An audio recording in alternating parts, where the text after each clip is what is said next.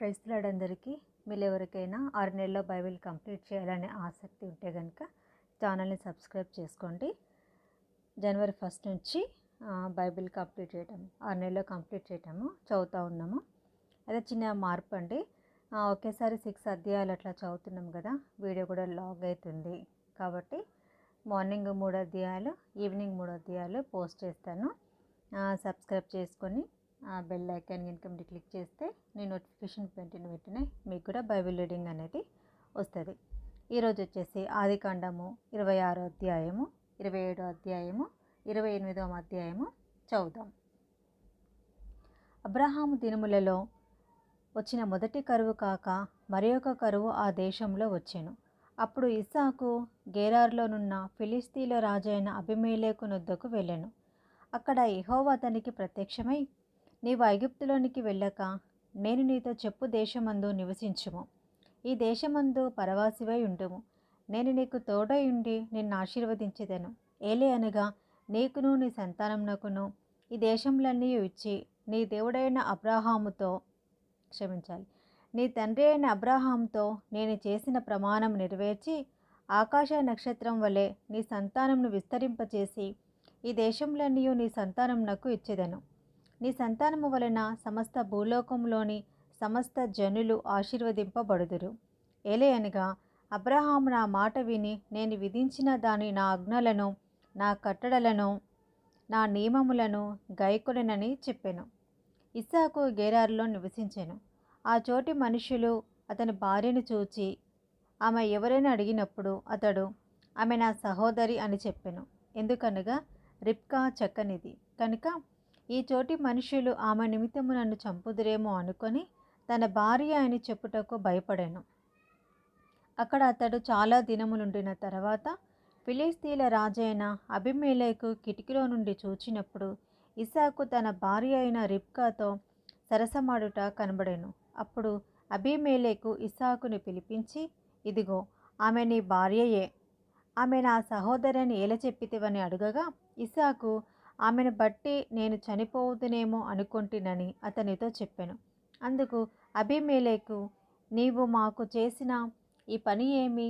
ఈ జనులలో ఎవడైనా ఆమెతో నిర్భయముగా శయనించవచ్చునే, అప్పుడు నీవు మా మీదికి పాతకము తెచ్చిపెట్టువాడవు కదా అనేను.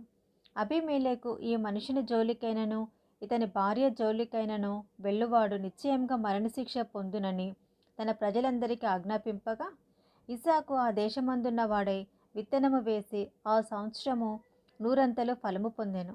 యెహోవా అతనిని ఆశీర్వదించెను కనుక ఆ మనుషుడు గొప్పవాడాయెను. అతడు మిక్కిలి గొప్పవాడగు వరకు క్రమక్రమముగా అభివృద్ధి పొందుచూ వచ్చెను. అతనికి గొర్రెల ఆస్తియు, గొడ్ల ఆస్తియు, దాసులు గొప్ప సమూహమును కలిగినందున ఫిలిస్తీన్లు అతని యందు అసూయ పడిరి. అతని తండ్రి అయిన అబ్రహాము దినములలో అతని తండ్రి దాసులు త్రవ్విన బావులన్నిటినీ ఫిలిస్తీన్లు మన్ను పోసి పూడ్చివేసిరి.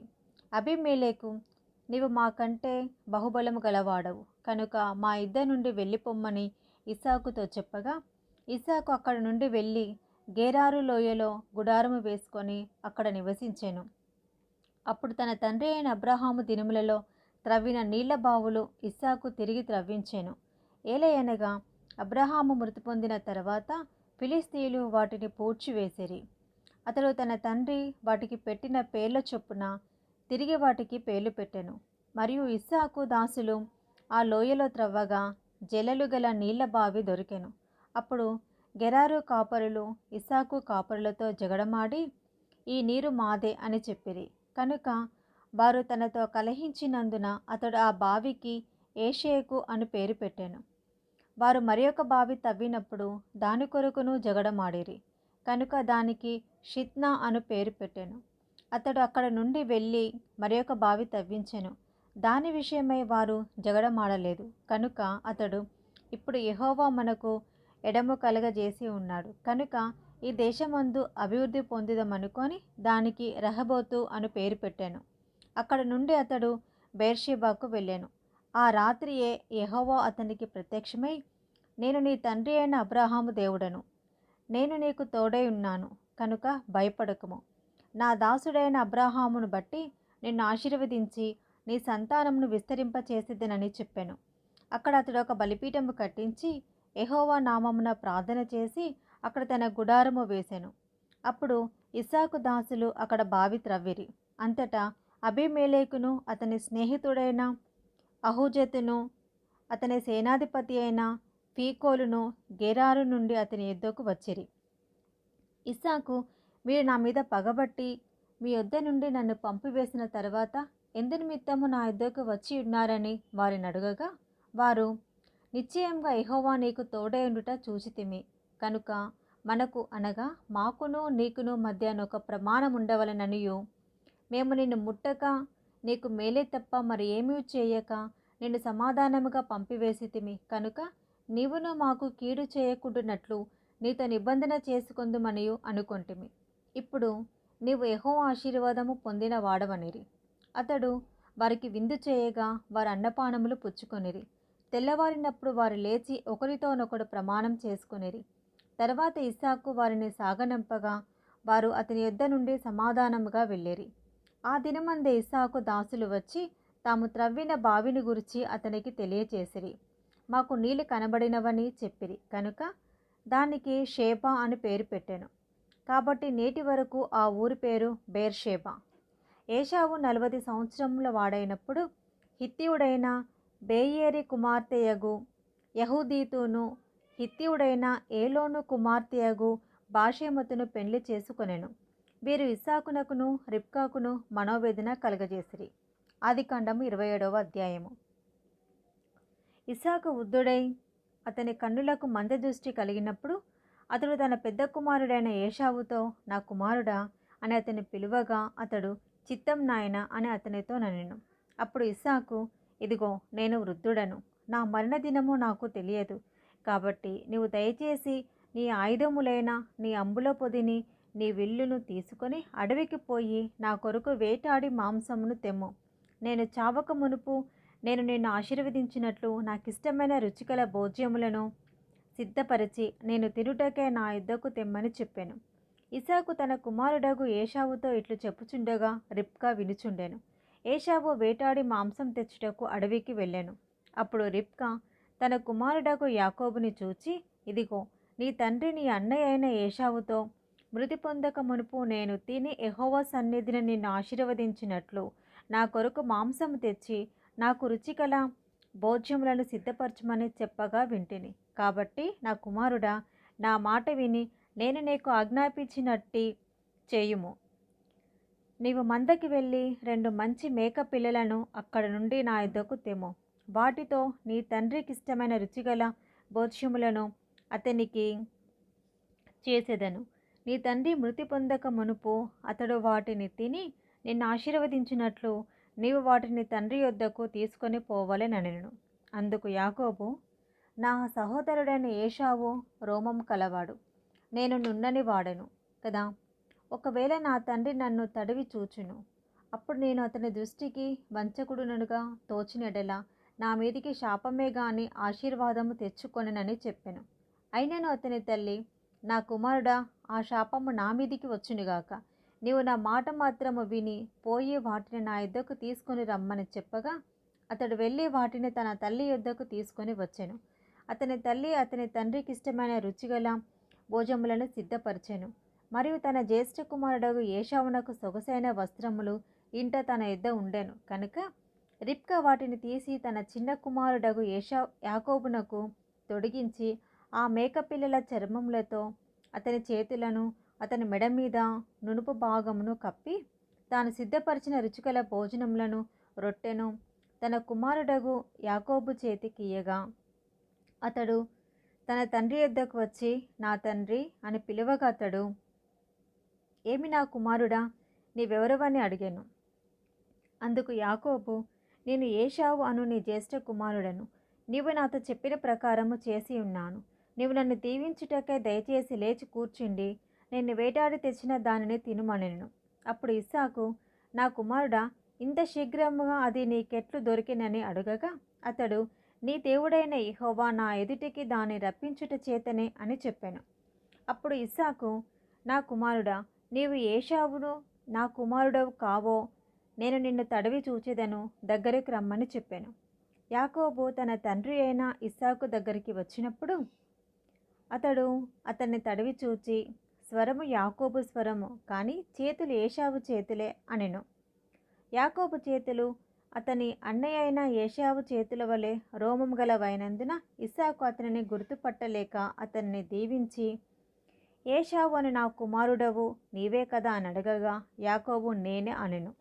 అంతటా అతడు, అది నా యొద్దకు తెమ్ము, నేను నిన్ను దీవించినట్లు నా కుమారుడు వేటాడి తెచ్చినది తిందునన్నెను.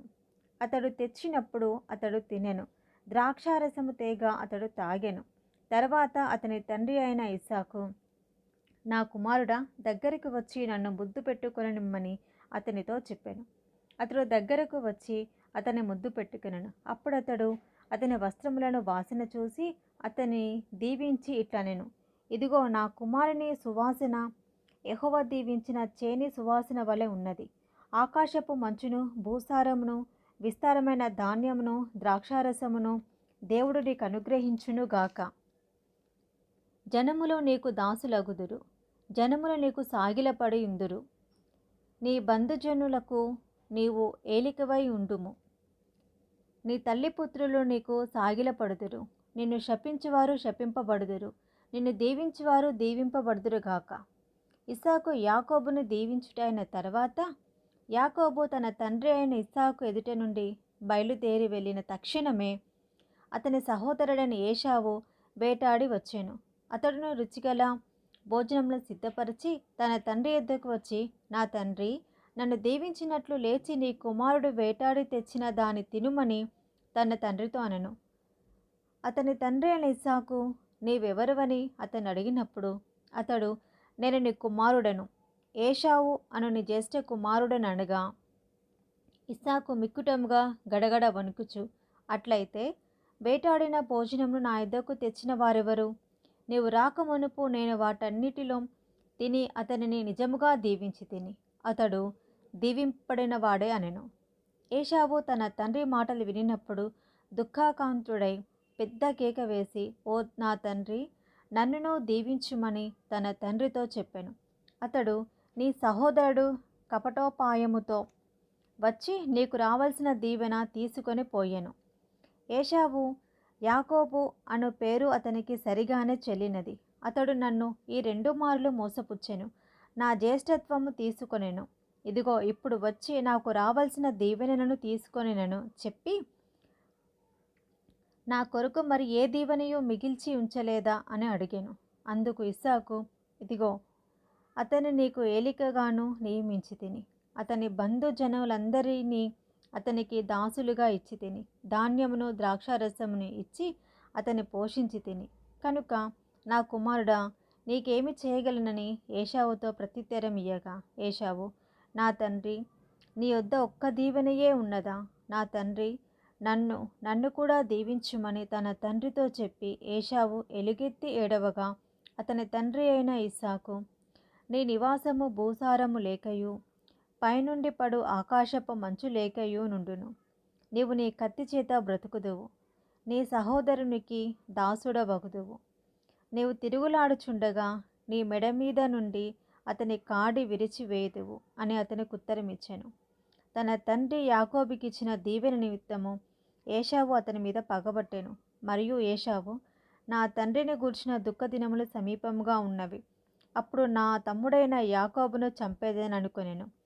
రిబ్కా తన పెద్ద కుమారుడైన ఏశావు మాటలను గూర్చి వినినప్పుడు ఆమె తన చిన్న కుమారుడైన యాకోబుని పిలువనంపించి అతనితో ఇట్లనెను, ఇదిగో నీ అన్న అయిన ఏశావు నిన్ను చంపేదినని చెప్పి నిన్ను గూర్చి తన్ను తాను ఓదార్చుకొనుచున్నాడు. కాబట్టి నా కుమారుడా, నీవు నా మాట విని లేచి హారానులోనున్న నా సహోదరుడగు లాబాను నొద్దకు పారిపోయి నీ అన్న కోపము చల్లారు వరకు, నీ అన్న కోపము నీ మీద నుండి తొలగిపోయి నీవు అతనికి చేసిన వాటిని అతడు మరచు వరకు లాబాను నొద్ద కొన్నాళ్ళు ఉండుము.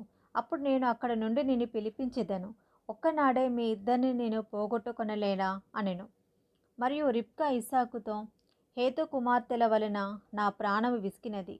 ఈ దేశస్థురాండ్రైన హేతు కుమార్తెలలో వీరి వంటి ఒక దానిని యాకోబు పెండ్లి చేసుకొని నెడల నా బ్రతుకు వలన నాకేమి ప్రయోజనం అనెను. ఆదికాండము 28వ అధ్యాయము. ఇస్సాకు యాకోబుని పిలిపించి, నీవు కనాను కుమార్తెలలో ఎవతని వివాహం చేసుకొనకూడదు. నీవు లేచి పద్దనరాములోనున్న నీ తల్లికి తండ్రి అయిన బెతీయేలు ఇంటికి వెళ్ళి అక్కడ నీ తల్లి సహోదరుడకు లాబాను కుమార్తెలలో ఒక దానిని వివాహం చేసుకొనమని అతనికి ఆజ్ఞాపించి, సర్వశక్తిగల దేవుడు నిన్ను ఆశీర్వదించి నీవు అనేక జనములనట్టు నీకు సంతానాభివృద్ధి కలగజేసి నిన్ను విస్తరింపచేసి నీవు పరవాసివైన దేశమును అనగా దేవుడు అబ్రహాంకి ఇచ్చిన దేశమును నీకు స్వాస్యముగా చేసుకొనున్నట్లు ఆయన నీకు అనగా నీకును నీతో కూడా నీ సంతానమునకును అబ్రహామునకు అనుగ్రహించిన ఆశీర్వాదము దయచేయుగాక అని అతని దీవించి యాకోబును పంపివేశాను. అతడు పద్దనరాములో నున్న సిరియావాడగు బెతీయేలు కుమారుడును యాకోబు ఏశావుల తల్లియగు రిబ్కా సహోదరుడునైన లాబాను వద్దకు వెళ్ళెను. ఇస్సాకు యాకోబును దీవించి పద్దనరాములో పెండ్లి చేసుకొని వచ్చుటకే అతన్ని అక్కడికి పంపెననియు అతన్ని దీవించినప్పుడు నీవు కనాను దేశపు కుమార్తెలలో ఎవరిని పెండ్లి చేసుకొనవద్దనియు అతనికి ఆజ్ఞాపించిననియు యాకోబు తన తల్లిదండ్రుల మాట విని పద్దనరామునకు వెళ్ళిపోయేననియు ఏశావు తెలుసుకొనినప్పుడు, ఇదిగాక కనాను కుమార్తెలు తన తండ్రి అయిన ఇస్సాకునకు ఇష్టడాండ్రు కారని ఏశావునకు తెలిసినప్పుడు ఏశావు ఇష్మాయేలు వద్దకు వెళ్ళి తనకున్న భార్యలు కాక అబ్రహాము కుమారుడైన ఇష్మాయేలు కుమార్తెయు నెబాయోతు సహోదరియునైన మహాలాతును కూడా పెండ్లి చేసుకొనెను. యాకోబు బెయేర్షెబా నుండి బయలుదేరి హారాను వైపు వెళ్ళుచు ఒక చోట చేరి ప్రొద్దుగుంకినందున అక్కడ ఆ రాత్రి నిలిచిపోయి ఆ చోటి రాళ్లలో ఒకటిని తీసుకొని తనకు తలగడగా చేసుకొని అక్కడ పండుకొనెను. అప్పుడు అతడు ఒక కల కనెను. అందులో ఒక నిచ్చెన భూమి మీద నిలుపబడి ఉండెను. దాని కొన ఆకాశమునంటెను. దాని మీద దేవుని దూతలు ఎక్కుచూ దిగుచూ నుండిరి. మరియు యెహోవా దానికి పైగా నిలిచి, నేను నీ తండ్రి అయిన అబ్రహాము దేవుడను, ఇస్సాకు దేవుడనైన యెహోవాను. నీవు పడుకొని ఉన్న ఈ భూమిని నీకును నీ సంతానమునకును ఇచ్చేదను. నీ సంతానము భూమి మీద లెక్కకు ఇసుక రేణువుల వలె నగును. నీవు పడమటి తట్టును, తూర్పు తట్టును, ఉత్తరపు తట్టును, దక్షిణపు తట్టును వ్యాపించెదవు. భూమి యొక్క వంశములన్నీయు నీ మూలముగాను నీ సంతానము మూలముగాను ఆశీర్వదింపబడును. ఇదిగో, నేను నీకు తోడయుండి నీవు వెళ్ళి ప్రతి స్థలమందు నిన్ను కాపాడుచు ఈ దేశమునకు నిన్ను మరలా రప్పించెదను. నేను నీతో చెప్పినది నెరవేర్చు వరకు నిన్ను విడువనని చెప్పగా, యాకోబు నిద్ర తెలిసి నిశ్చయముగా యెహోవా ఈ స్థలమందున్నాడు, అది నాకు తెలియకే పోయిననే అనుకొని భయపడి, ఈ స్థలము ఎంతో భయంకరము, ఇది దేవుని మందిరమే కానీ వేరొకటి కాదు, పరలోకపు గవిని ఇదే అనుకొనెను. తెల్లవారినప్పుడు యాకోబు లేచి తాను తలగడగా చేసుకొనిన రాయి తీసి దానిని స్తంభముగా నిలిపి దాని కొన మీద నూనె పోసెను. మరియు అతడు ఆ స్థలమునకు బేతేలను పేరు పెట్టెను. అయితే మొదట ఆ ఊరి పేరు లూజు. అక్కడ యాకోబు, నేను తిరిగి నా తండ్రి ఇంటికి క్షేమముగా వచ్చినట్లు దేవుడు నాకు తోడై ఉండి నేను వెళ్ళుచున్న ఈ మార్గంలో నన్ను కాపాడి తినుటకు ఆహారమును ధరించుకునుటకు వస్త్రములను నాకు దయచేసిన ఎడల యెహోవా నాకు దేవుడై ఉండును. మరియు స్తంభంగా నేను నిలిపిన ఈ రాయి దేవుని మందిరమగును. మరియు నీవు నాకిచ్చు యావత్తులో 10వ వంతు నిశ్చయముగా నీకు చెల్లించదునని మొక్కుకొనెను. ఇది ఈరోజండి 3 చాప్టర్స్. Praise the lord.